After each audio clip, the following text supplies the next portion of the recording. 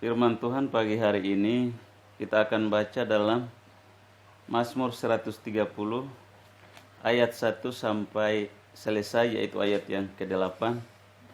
Kita baca sama-sama ayat ini. Mazmur 130 ayat 1 sampai dengan ayat yang ke-8. Kita baca sama-sama ayat-ayat ini. Seruan dari dalam kesusahan. 2, 3. Nyanyian ziarah. Dari jurang yang dalam aku berseru kepadamu ya Tuhan. Tuhan, dengarkanlah seruanku. Biarlah telingamu menaruh perhatian kepada permohonanku. Jika Engkau ya Tuhan mengingat-ingat kesalahan-kesalahan, Tuhan, siapakah yang dapat tahan? Tetapi padamu ada pengampunan, supaya Engkau ditakuti orang. Aku menanti-nantikan Tuhan, jiwaku menanti-nanti, dan aku mengharapkan firman-Nya. Jiwaku berharap lebih daripada pengawal mengharapkan pagi, lebih daripada pengawal mengharapkan pagi. Berharaplah kepada Tuhan, hai Israel, sebab pada Tuhan ada kasih setia, dan Ia banyak kali mengadakan pembebasan. Dialah yang akan membebaskan Israel dari segala kesesakannya. Amin. Nah, puji Tuhan, dari pembacaan firman Tuhan pada pagi hari ini, bahwa di bahagian perikop di situ dikatakan seruan dari dalam kesusahan. Nah, ini merupakan sebuah nyanyian ziarah, dinyanyikan untuk umat Tuhan, dinyanyikan oleh umat Tuhan ketika berziarah ke Yerusalem untuk memuliakan Tuhan. Nah, dari beberapa ayat yang sudah kita baca, maka renungan firman Tuhan pada pagi hari ini judulnya adalah berdoa kepada Allah yang hidup. Ya, jadi kita bukan berdoa kepada Allah yang mati, yaitu Allah yang hanya punya tangan, punya telinga, punya mata, tetapi tidak bisa melihat, tidak bisa bekerja, tidak bisa berjalan, tidak bisa berpikir, tidak bisa melakukan sesuatu. Itu adalah penyembahan berhala, ya. Seperti patung. Patung itu benda mati. Tetapi itu disembah. Kalau kita mau menyembah suatu pribadi, maka kita harus yakin bahwa pribadi itu bukanlah benda mati yang tidak. Kita yakin bahwa pribadi yang kita sembah itu adalah pribadi yang hidup. Yang hidup oleh karena ada roh, ya, ada roh yang menghidupkan. Dan karena itu jangan sampai kita percaya kepada benda-benda atau pohon-pohon besar, batu-batu besar yang diyakini memiliki kekuatan. Tetapi di sini pemazmur hendak mengajarkan kepada umat Israel bahwa bagaimana bangsa Israel ketika berziarah, mereka menyanyikan sebuah pujian yang luar biasa, supaya mereka, karena mereka menyadari bahwa Tuhan yang menebus mereka keluar dari perbudakan bangsa Israel di tanah Mesir menuju tanah perjanjian adalah Allah yang maha kuasa, Allah yang hidup. Nah, itulah sebabnya dari tema renungan pada pagi hari ini, berdoa kepada Allah yang hidup. Ada 3 hal penting dalam pembacaan kita. Yang pertama, ayat 1 dan 2. Kita sudah baca, di situ berbicara tentang berdoa dengan sungguh-sungguh atas masalah yang dihadapi, ya. Berdoa dengan sungguh-sungguh atas masalah yang dihadapi. Ada banyak orang berdoa, tetapi tidak semua orang bisa berdoa dengan sungguh-sungguh. Masih banyak orang berdoa tapi berdoa dengan cara yang salah. Ada masih banyak orang berdoa tapi berdoa kepada Allah yang mati, bukan kepada Allah yang hidup. Nah, pemazmur hendak mengingatkan kepada umat Israel bahwa ketika mereka berdoa kepada Allah yang mereka sembah adalah Allah yang hidup, yaitu Allah di dalam nama Tuhan Yesus Kristus, yaitu harus penuh dengan kesungguhan. Di situ dikatakan, dari jurang yang dalam aku berseru kepadamu ya Tuhan. Nah, berarti di sini ada masalah. Ada masalah yang mengakibatkan pemazmur ini berseru dari suatu kondisi dan keadaan yang tidak mampu, tidak kuat. Karena masalah ini dia umpamakan seperti jurang yang dalam. Dia berada dalam jurang dan dia berseru untuk minta pertolongan dari atas. Ya, pertolongan dari Tuhan yang menciptakan langit dan bumi. Nah, karena itu di tengah-tengah kondisi dan keadaan bangsa dan negeri kita, di tengah-tengah kondisi dan keadaan bangsa-bangsa di dunia ini yang sementara menghadapi kegoncangan, masalah yang besar, yaitulah COVID-19 atau virus corona ini mengancam semua manusia. Hal ini harus kita respon, yaitu dengan cara yang mana firman Tuhan ajarkan kepada kita, yaitu kita berdoa dengan sungguh-sungguh kepada Tuhan. Ya, di situ di ayat yang pertama tadi dikatakan, dari jurang yang dalam aku berseru kepadamu ya Tuhan. Manusia mengharapkan kekayaan, harta, popularitas, jabatan, kedudukan, semuanya itu sia-sia. Karena apa? Karena memang semuanya itu fana, nggak ada yang kekal. Dan karena itu pemazmur hendak mengingatkan semua kita bahwa marilah kita berharap kepada Allah yang hidup ketika dalam masalah besar seperti sekarang ini. Ya, di dalam ayat 2 dikatakan, Tuhan dengarkanlah suaraku, biarlah telingamu menaruh perhatian kepada suara permohonanku.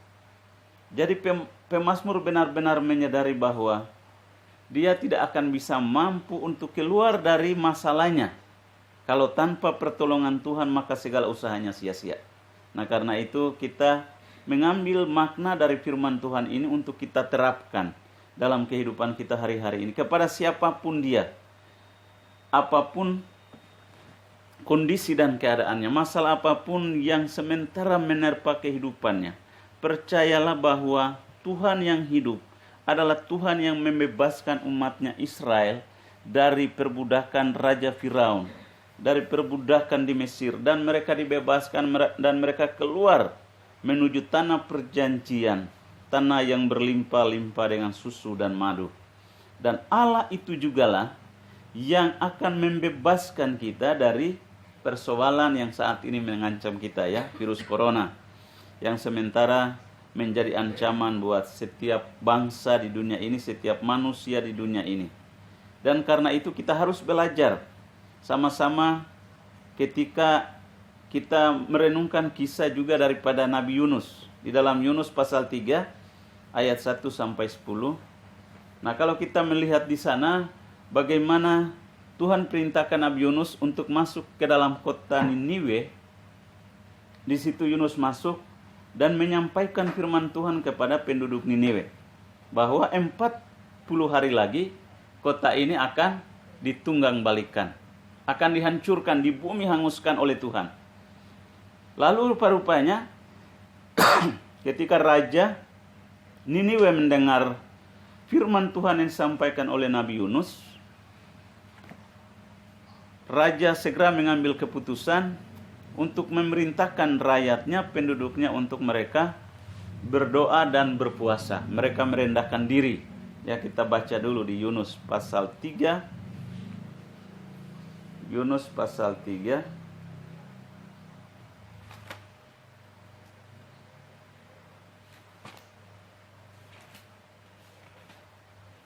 Yunus pasal 3. Di dalam ayat 7. Di situ dikatakan mulai, lalu atas perintah raja dan para pembesarnya, orang memaklumkan dan mengatakan di Niniwe demikian, manusia dan ternak, lembu, sapi, dan kambing domba tidak boleh makan apa-apa, tidak boleh makan rumput dan tidak boleh minum air.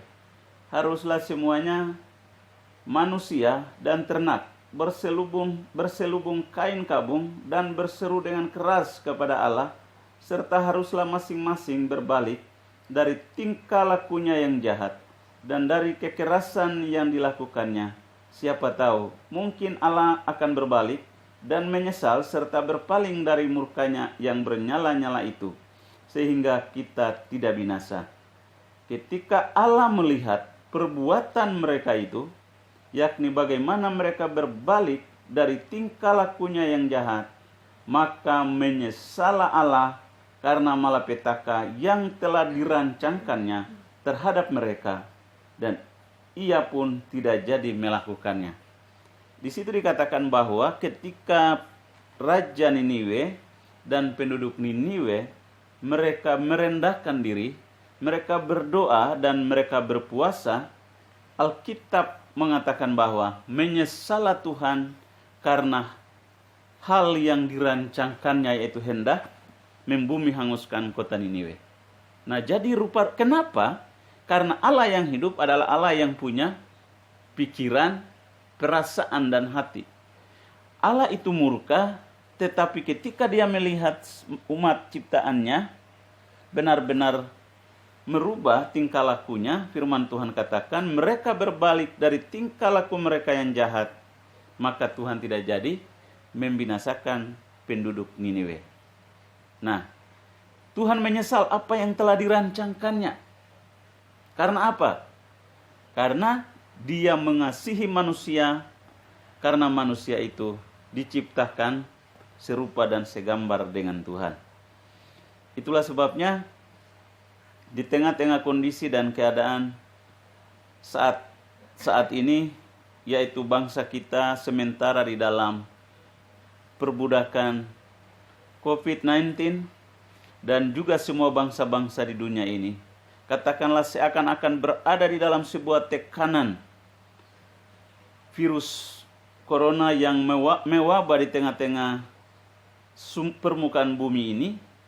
Kita harus, semua orang harus menyadari, mengevaluasi kehidupannya untuk benar-benar kembali kepada Tuhan. Maka Tuhan tidak dapat menghukumkan manusia lebih daripada yang sudah dicanangkan oleh Tuhan. Nah, jadi di sini pemazmur, kita kembali ke Mazmur 130, bahwa kita harus berdoa dengan sungguh-sungguh atas masalah yang kita hadapi saat ini, yaitu kondisi dan keadaan yang sangat membuat semua manusia di dunia ini, bahkan secara khusus di tengah-tengah bangsa kita, mengalami ketakutan, kekhawatiran, dan kebimbangan. Nah, di dalam ayat yang kedua di situ dikatakan, Tuhan, dengarkanlah suaraku, biarlah telingamu menaruh perhatian kepada suara permohonanku. Jadi pemazmur benar-benar bermazmur dan menyatakan, Tuhan, dengarkanlah suaraku. Tuhan itu maha mendengar, bukan Tuhan gak dengar. Tuhan maha mendengar.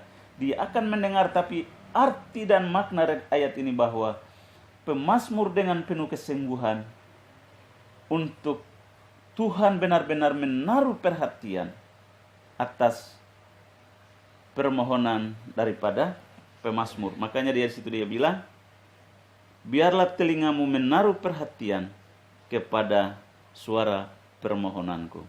Ya, jadi Tuhan adalah maha mendengar setiap doa-doa. Tapi Tuhan melihat apakah ada manusia-manusia di dunia ini memiliki sikap yang benar di hadapan Tuhan, ataukah tetap konsisten pada sikap perilaku yang jahat.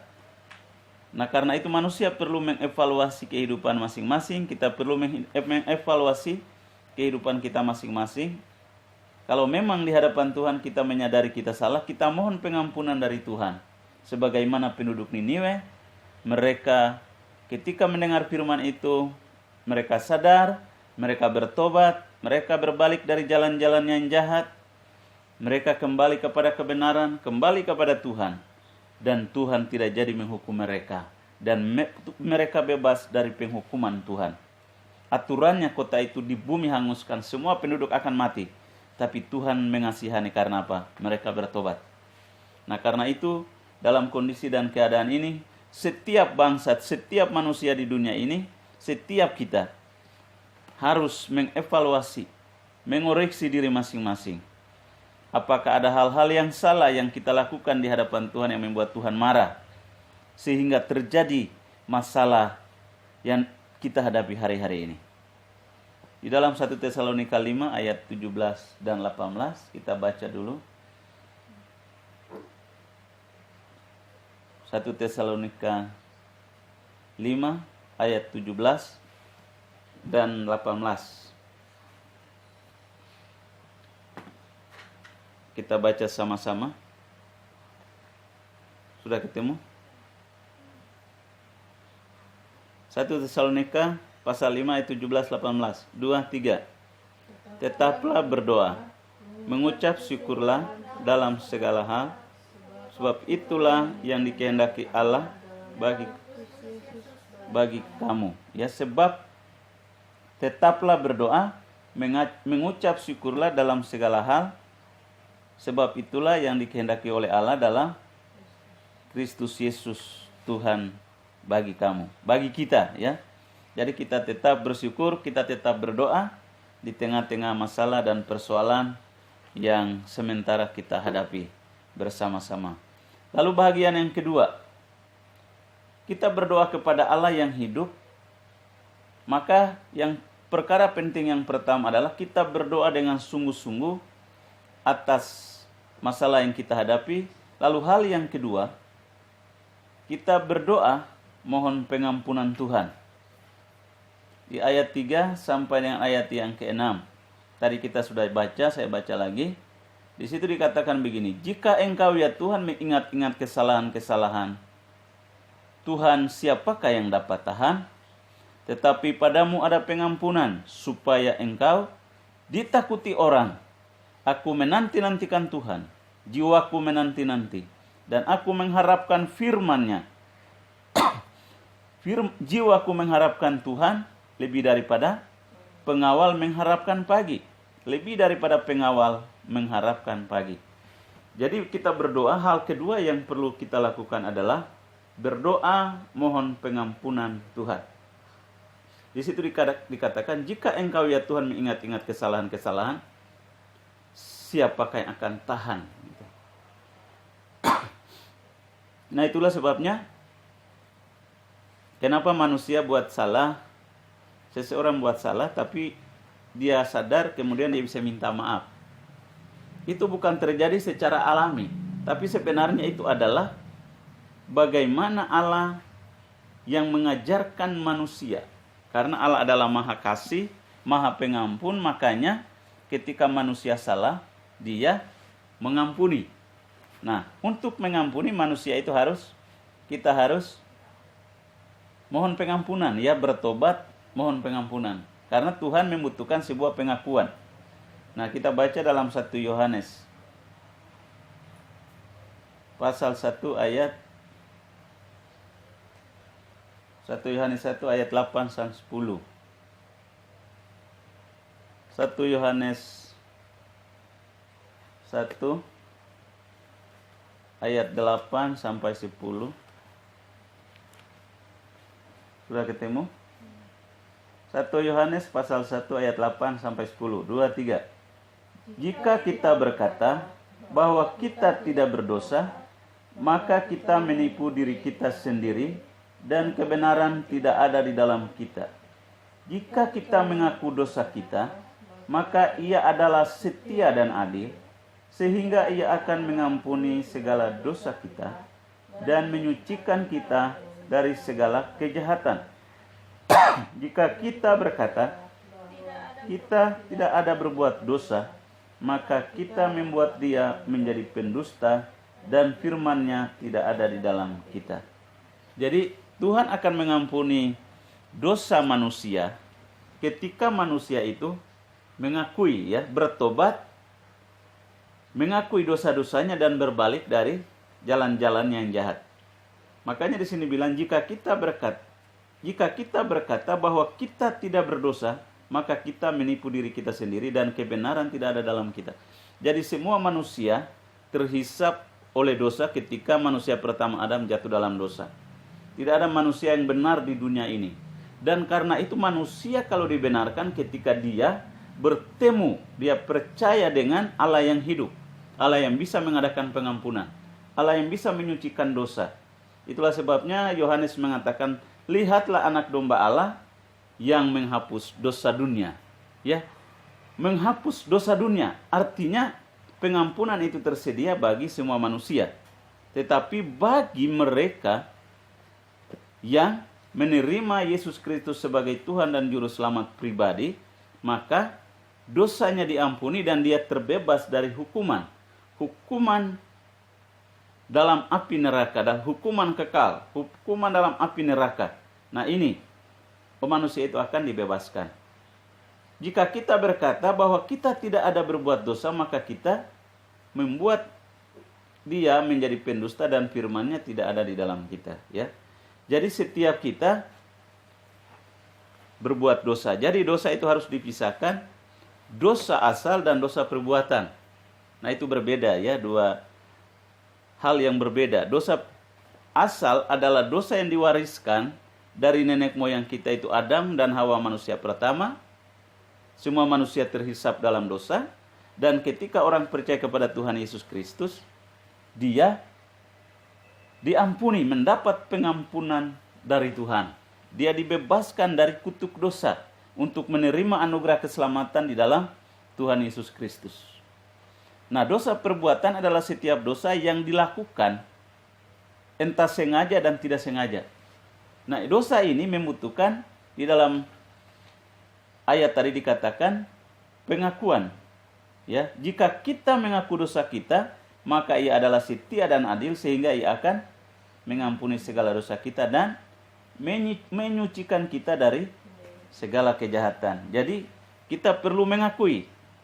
Nah, di tengah-tengah kondisi dan keadaan seperti ini, semua anak-anak Tuhan dimanapun berada, di semua permukaan bumi ini, di seluruh Indonesia, harus mengoreksi diri, mengintrospeksi diri bahwa apakah ada dosa yang sengaja dan tidak sengaja dibuat oleh umat manusia, oleh orang-orang percaya pada hari-hari ini. Dan kalau memang itu ada, maka harus mengakui dosa-dosa itu sehingga Tuhan mengampuni, ya, mengampuni.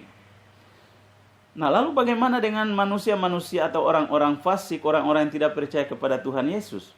Mereka hidup dalam dosa dan terus hidup dalam dosa dan tidak pernah menerima pengampunan, tidak pernah mendapatkan anugerah pengampunan itu.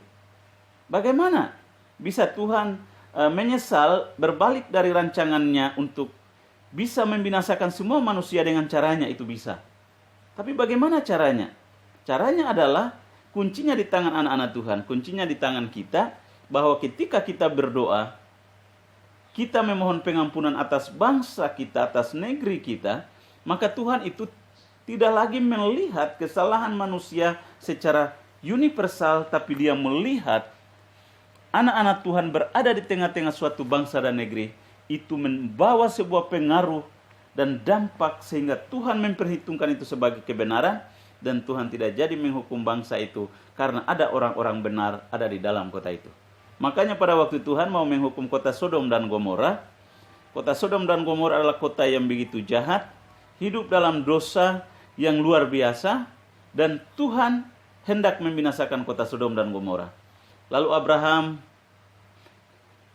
menghadap Tuhan dan mengadakan tawar-menawar dengan Tuhan. Abraham bilang begini, seandainya kalau ada 50 orang benar dalam kota itu, apakah Tuhan jadi menghukum kota itu? Lalu Tuhan bilang, kalau ada 50 orang benar, aku tidak jadi menghukum kota Sodom dan Gomora itu.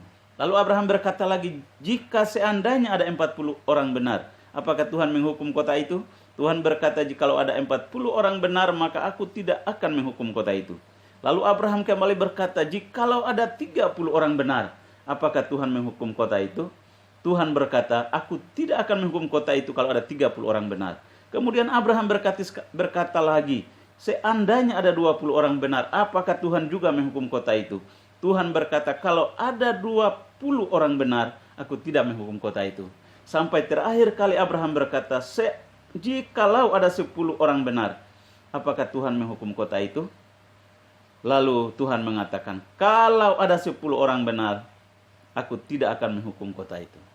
Artinya Tuhan punya perhitungan tersendiri dari sekian ribu orang di tengah-tengah penduduk Sodom dan Gomora. Tetapi perbandingannya dengan 10 orang benar kalau ada, maka kota itu tidak jadi di bumi hanguskan. Berarti orang benar itu dapat menjadi diperhitungkan oleh Tuhan. Tindakan anak-anak Tuhan, orang-orang percaya, orang-orang benar itu diperhitungkan oleh Tuhan di tengah-tengah orang kafir dan orang-orang fasik. Nah, ini luar biasa. Nah, itulah sebabnya Tuhan bilang kalau ada 10 orang benar, Tuhan tidak akan menghukum kota itu. Nah, ini hebat. Ini luar biasa ya. Nah, rupa-rupanya Tuhan melihat orang benar di kota Sodom dan Gomora itu nggak sampai 10 orang. Yang ada cuma siapa? Lot, istrinya dan anak-anaknya. Nggak sampai 10 orang. Lalu kemudian malaikat Tuhan datang. Panggil Lot, bangunkan Lot dan berkata, kamu pergi bersama istri anak-anakmu. Tinggalkan kota ini. Karena sebentar lagi kota ini akan ditunggang balikan. Lot bersama istri anak-anaknya, mereka tinggalkan kota Sodom dan Gomora. Dan mereka berlari jauh dari kota itu. Dan ketika sudah mereka jauh dari kota Sodom dan Gomora, ketika Lot melayangkan pandangannya, asap membimbung tinggi di atas kota Sodom dan Gomora. Kota Sodom dan Gomora dihancurkan, di bumi hanguskan oleh Tuhan dengan api dan belerang. Terjadi asap hitam yang luar biasa. Dan benar-benar hari itu Lot menyadari bagaimana Tuhan memperhitungkan apa yang telah selama ini dia yakini, yaitu dia percaya kepada Allah yang hidup. Dia berpaut kepada Tuhan, dia mengandalkan Tuhan. Dan Abraham adalah hamba Allah yang mana dia datang kepada Tuhan dan berkata, kalau ada 10 orang benar, apakah Tuhan menghukum? Tuhan bilang tidak jadi menghukum kota itu. Dan Tuhan melihat Lot, orang benar yang setiap hari berada di tengah-tengah orang-orang jahat. Tapi Tuhan tahu caranya bagaimana menyelamatkan Lot. Dan karena itu Tuhan melihat setiap umat Tuhan di tengah-tengah setiap bangsa dan negeri. Jikalau ada anak-anak Tuhan yang benar-benar hidup di dalam Tuhan, Tuhan hitung sekian ribu, sekian juta manusia di dunia ini. Perbandingannya dengan sekian ribu orang katakanlah. Tuhan punya perhitungan tersendiri untuk bagaimana menyelamatkan semua bangsa-bangsa di dunia ini. Secara khusus bangsa kita Indonesia. Ketika ada anak-anak Tuhan yang sungguh-sungguh mencari Tuhan, Tuhan perhitungkan itu sebagai sebuah kebenaran. Tuhan melihat tingkah laku anak-anak Tuhan, hidup di dalam kebenaran. Dan Tuhan juga bisa berbalik daripada segala hal yang telah dirancangkannya ketika anak-anak Tuhan merendahkan diri berdoa. Karena itu akan mengubah hati Tuhan untuk tidak jadi melakukan apa yang hendak Ia lakukan. Nah, karena itu kita sebagai anak-anak Tuhan, mari kita mau mendoakan kondisi dan keadaan yang sementara terjadi di tengah-tengah bumi ini. Secara khusus buat bangsa kita Indonesia, bangsa dan negeri kita, yang mana korban sampai hari ini sudah 2.000 lebih orang yang sakit, yang terkena COVID-19 ini. Dan sudah 100 lebih yang meninggal, bahkan 100 lebih yang sehat. Tapi lebih banyak yang hari-hari ini masih dalam perawatan. Kita berdoa buat mereka, buat keluarga-keluarga mereka, mereka yang terbaring sakit, buat keluarga-keluarga mereka supaya mereka support mereka dengan semangat, dengan doa, supaya mereka-mereka yang sakit ini mereka bisa dipulihkan oleh Tuhan dan disembuhkan. Jikalau ada dosa-dosa dilakukan, ada anak-anak Tuhan juga yang sakit, ada hamba-hamba Tuhan, mereka yang terkena virus. Tapi kalau kita berdoa kepada Tuhan dan mohon belas kasihan Tuhan, maka ada pengampunan dan belas kasihan Tuhan buat mereka dan memulihkan mereka. Tapi seandainya Tuhan berkehendak mereka harus hidup mereka berakhir di tengah-tengah virus yang sementara dihadapi, yang sementara mencekik mereka, dan mereka harus meninggal, maka itu dalam kedaulatan Tuhan. Tapi satu hal yang perlu kita lakukan sebagai anak-anak Tuhan adalah kita berdoa mohon pengampunan Tuhan atas segala tindakan dan perbuatan manusia yang melakukan kejahatan. Kejahatan lepas kejahatan, kekerasan lepas kekerasan pada akhir zaman ini. Supaya ada belas kasihan Tuhan curahkan buat bangsa dan negeri kita. Kita baca dalam 2 Tawarik 7 ayat 13. 2 Tawarik pasal 7 ayat 13.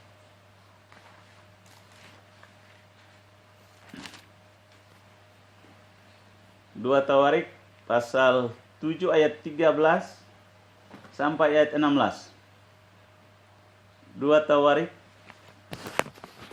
pasal 7 ayat 13 sampai ayat 16.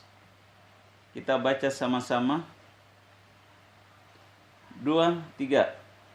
Bila mana aku menutup langit sehingga tidak ada hujan, dan bila mana aku menyuruh belalang memakan habis hasil bumi, dan bila mana aku melepaskan penyakit sampar di antara umatku, dan umatku yang atasnya namaku disebut, merendahkan diri, berdoa dan mencari wajahku, lalu berbalik dari jalan-jalannya yang jahat, maka aku akan mendengar dari sorga dan mengampuni dosa mereka, serta memulihkan negeri mereka.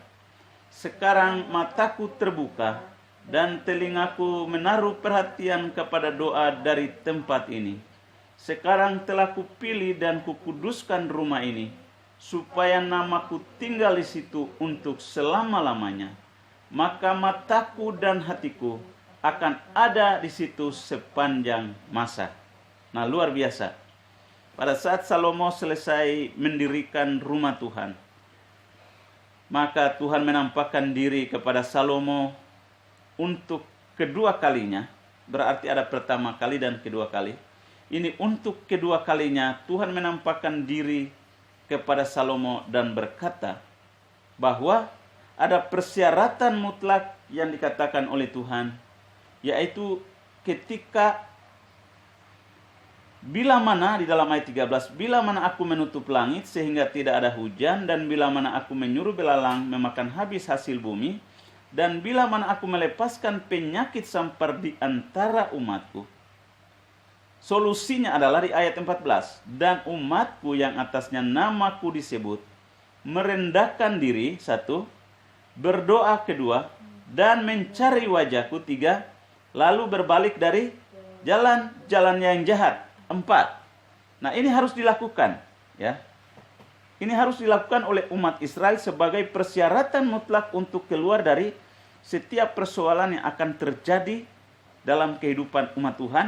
Maka solusinya mereka harus mengambil langkah-langkah ini. Mereka harus merendahkan diri, mereka harus berdoa, tentunya berdoa dengan sungguh-sungguh. Mereka harus mencari wajah Tuhan, menanti-nantikan Tuhan, ya. Lalu yang berikut adalah berbalik dari jalan-jalan yang jahat. Artinya bertobat, berhenti melakukan segala kejahatan. Maka dikatakan, aku akan mendengar dari sorga dan mengampuni dosa mereka serta memulihkan mereka. Nah, jadi Tuhan sudah berjanji dan janjinya ya dan amin. Dia akan lakukan. Nah, rupa-rupanya kita melihat perjalanan bangsa Israel, umat Israel ini. Pada saat itu Salomo benar-benar melakukan firman Tuhan dan membangun rumah Tuhan dan istana raja yang begitu megah. Lalu Tuhan hadir di dalam rumah Tuhan dan mendengarkan doa-doa umat Israel. Tetapi ketika kita melihat sejarah Israel, maka bangsa Israel itu berbalik dari Tuhan dan melakukan kejahatan. Sehingga Tuhan menghancurkan bangsa Israel, sehingga mereka mengalami sebuah diaspora sekian ratus tahun. Baru tahun 1948, bulan Mei, baru mereka merdeka menjadi suatu bangsa. Karena apa? Karena mereka hidup di dalam kejahatan dan mereka lupa akan firman Tuhan ini. Nah, kita ketika relevansinya untuk kondisi kita saat ini adalah bagaimana kondisi dan keadaan bangsa kita, kondisi dan keadaan bumi ini yang diserang oleh wabah atau virus corona atau COVID-19 ini, yang membuat manusia ketakutan, ya, membuat manusia khawatir, semua bangsa-bangsa bingung, bahkan para raja-raja, pembesar-pembesar, orang-orang kaya, mereka orang-orang yang hebat, mereka hidup dalam ketakutan. Bahkan kita sebagai orang-orang anak-anak Tuhan pun pasti ada rasa takut, bimbang, khawatir, itu ada. Tetapi ingat, kita adalah rumah Tuhan. Dikatakan tubuhmu adalah bait Roh Allah dan Roh Kudus diam di dalam kamu, ya. Tubuh kita adalah bait Roh Allah dan Roh Allah diam di dalam kita. Nah, ketika Roh Allah diam di dalam kita, maka kita harus ikuti apa yang diperintahkan oleh firman Tuhan. Yaitu kita selalu merendahkan diri, kita selalu berdoa, mencari wajah Tuhan, lalu kita selalu hidup di dalam kebenaran. Maka pasti Tuhan mengampuni, memulihkan negeri kita, bangsa kita, dari kondisi dan keadaan ini. Kita kembali ke Mazmur 130.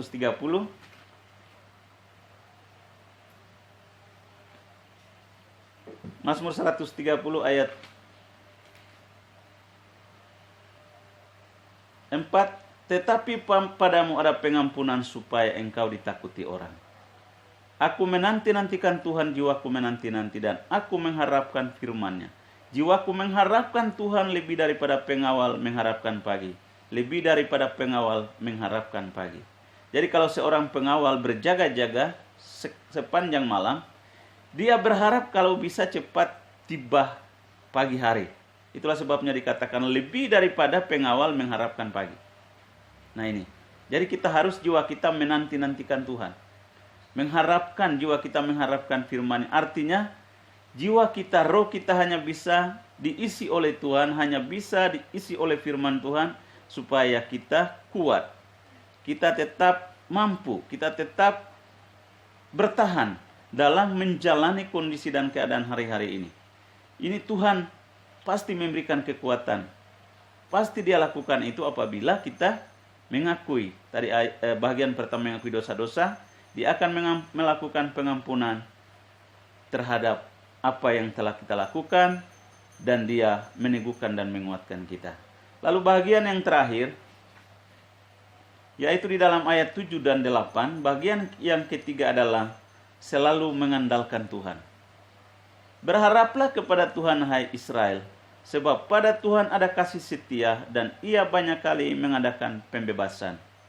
Dialah yang akan membebaskan Israel dari segala kesalahannya. Jadi bagian yang ketiga adalah, poin yang ketiga adalah berdoa. Tadi pertama, berdoa dengan sungguh-sungguh kepada Tuhan. Lalu yang kedua, berdoa mohon pengampunan dari Tuhan. Lalu yang ketiga adalah selalu mengandalkan Tuhan. Mengandalkan Tuhan artinya orang yang selalu memprioritaskan Tuhan. Percaya, yakin bahwa tidak ada harapan selain Tuhan yang hidup, yaitu Allah Israel. Berharaplah kepada Tuhan, hai Israel, sebab pada Tuhan ada kasih setia. Hanya belas kasihan Tuhan yang memungkinkan semua manusia di dunia ini hidup. Hanya belas kasihan Tuhan yang memungkinkan semua kita bisa hidup dan bernapas. Itulah sebabnya pemazmur berkata, sebab pada Tuhan ada kasih setia. Ia banyak kali mengadakan pembebasan. Ketika mereka ditawan, Tuhan yang bisa hadir sebagai Raja umat Israel untuk membawa mereka dari perbudakan itu. Mereka dibebaskan dari kesalahan-kesalahan, dibebaskan dari tawanan-tawanan secara politik, penjajahan bangsa-bangsa yang menawan umat Israel seperti bangsa Babel. Umat Israel ditawan sekian lama, tetapi oleh karena mereka sadar dan berbalik kepada Tuhan, Tuhan membebaskan mereka. Dan karena itu mari kita terus mengandalkan Tuhan. Kita terus berharap kepada Tuhan. Karena hanya di dalam tangan Tuhan ada belas kasihan, ada kasih setia, ada pertolongan, ada anugerah, ada keselamatan. Kita baca dalam Yeremia 17 ayat 5 sampai 8. Yeremia 17.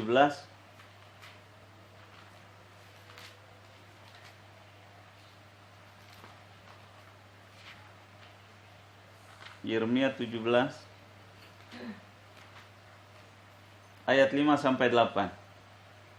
2, 3. Beginilah firman Tuhan. Terkutuklah orang yang mengandalkan manusia, yang mengandalkan kekuatannya sendiri, dan yang hatinya menjauh daripada Tuhan. Ia akan seperti semak mulus di padang belantara. Ia tidak akan mengalami datangnya keadaan baik. Ia akan tinggal di tanah angus di padang gurun, di negeri padang asin yang tidak berpenduduk. Diberkatilah orang yang mengandalkan Tuhan, yang menaruh harapannya pada Tuhan. Ia akan seperti pohon yang ditanam di tepi air, yang merambatkan akar-akarnya ke tepi batang air, dan yang tidak mengalami datangnya panas terik, yang daunnya tetap hijau, yang tidak khawatir dalam tahun kering, dan yang tidak berhenti menghasilkan buah. Ya, diberkatilah orang yang mengandalkan Tuhan, yang menaruh harapannya kepada Tuhan. Nah ini, jadi dalam kondisi dan keadaan ini, kita selalu mengandalkan Tuhan. Kita selalu berharap kepada Tuhan, karena Dialah yang bisa melakukan yang tidak mungkin menjadi mungkin, yang tidak ada menjadi ada. Dia sanggup melakukan segala perkara yang mustahil bagi manusia, tetapi tidak ada perkara yang mustahil bagi Tuhan. Dan karena itu, dari firman Tuhan yang kita renungkan pagi hari ini, bahwa kita berdoa kepada Allah yang hidup. Dan karena itu di dalam doa kita, maka kita harus berdoa dengan sungguh-sungguh atas masalah yang sedang kita hadapi. Kita harus berdoa, mohon pengampunan kepada Tuhan dalam kesungguhan. Karena hanya di dalam Tuhan ada pengampunan. Dan tidak hanya sampai di situ, tetapi kita selalu mengandalkan Tuhan. Selalu berharap kepada Tuhan. Karena hanya Tuhanlah yang bisa berbelas kasihan untuk melakukan sesuatu yang mustahil bagi manusia. Tetapi hal itu tidak mustahil bagi Tuhan untuk melakukan pertolongan, melakukan pembebasan kepada setiap orang yang sungguh-sungguh mengandalkan dan berharap kepadanya. Kiranya firman Tuhan ini menjadi berkat buat kita semua. Tuhan Yesus memberkati.